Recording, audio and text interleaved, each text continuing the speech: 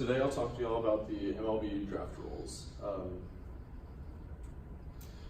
2019 article in the Wall Street Journal by Jared Diamond and Tom McGinney called "MLB Sends a Message to High Schoolers to Go to College" states that 2 decades ago, about 40% of the players selected in the first 40 rounds of the MLB draft came directly from high school, the norm for much of the 1990s. Of the 1,217 players taken this season, about 24% of draftees jumped straight from high school, the 7th consecutive year with a decrease in that category. Why? Well, the issue affects everybody that's either played or watched the game of baseball in their life. I played baseball since I was 5 years old, and I usually keep up with the rules and eligibility rules. Many believe the MLB draft eligibility needs to be changed.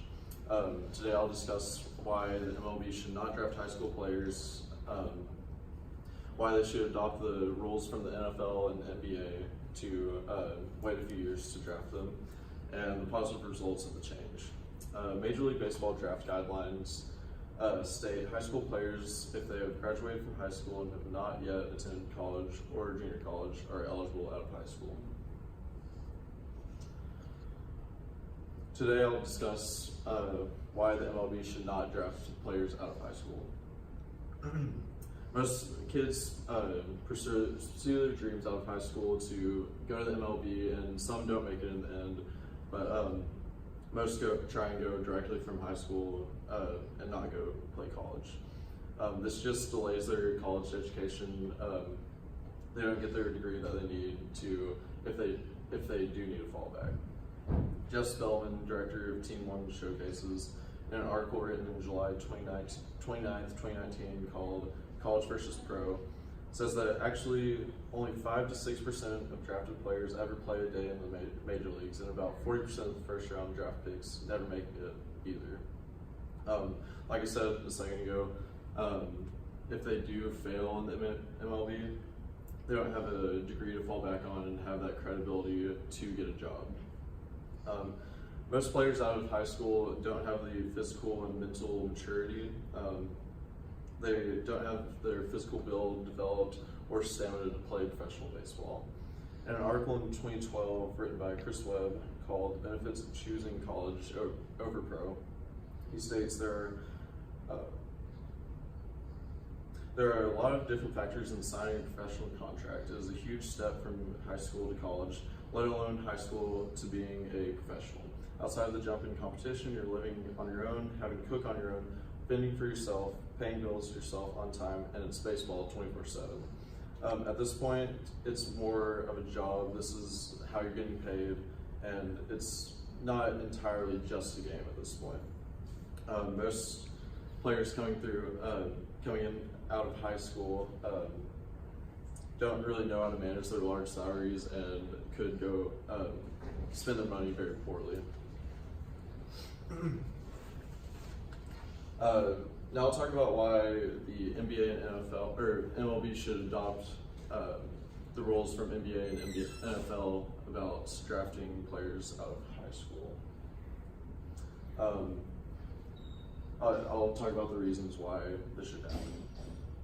It really encourages players to go to college and get that experience to go to the next level and build their physical attributes.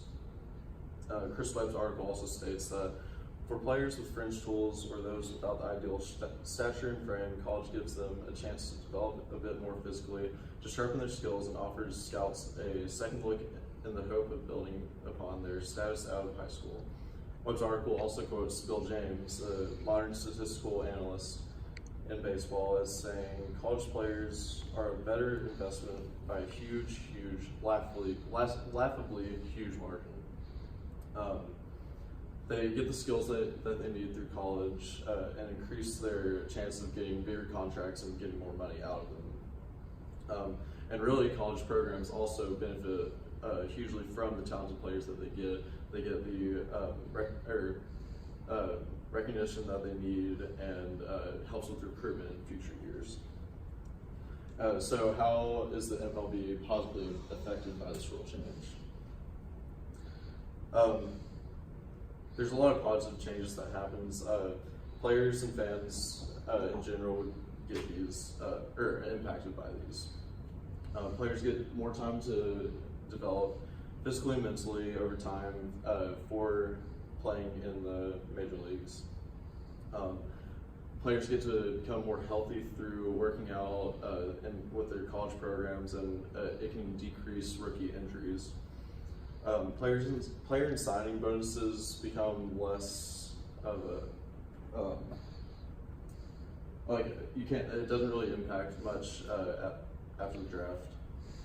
According to an article by Aram late in 2017 called "The MLB Needs to Be Changed," on the Miami Marlins website, high school athletes and college juniors tend to sign for higher signing bonuses than other draftees due to the fact that the MLB team has to either pry the player away from attending college or returning for a senior year of college with tempting money offers. Players try to leverage a decision by going to college and plan to go against getting a signing bonus straight out of high school. The debate goes on today. It's always talked about.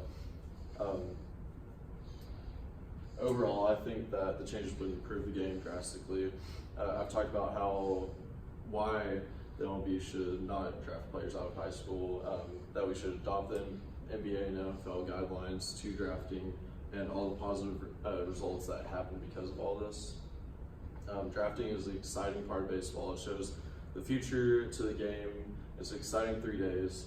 Over 1,000 players can really just have their dreams become reality. High schoolers are kind of being drafted is less of a trend than college players overall. I hope that you see the advantages and support this change.